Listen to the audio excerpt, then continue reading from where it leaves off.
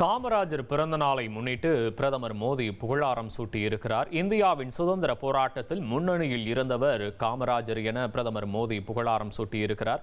சுதந்திரத்திற்கு பிந்தைய வளர்ச்சிக்குரிய ஆண்டுகளில் விலைமதிப்பற்ற தலைமைத்துவத்தை காமராஜர் வழங்கினார் என்றும், காமராஜரின் சிந்தனைகளும் சமூக நீதி குறித்த உறுதிப்பாடும் அனைவருக்கும் மகத்தான ஊக்கமளிக்கும் என்றும் பிரதமர் மோடி தன்னுடைய புகழார குறிப்பில் குறிப்பிட்டிருக்கிறார். காமராஜர் அவர்களின் பிறந்த நாளில் அவருக்கு மரியாதை செலுத்துவதாகவும் பிரதமர் மோடி குறிப்பிட்டிருக்கிறார்.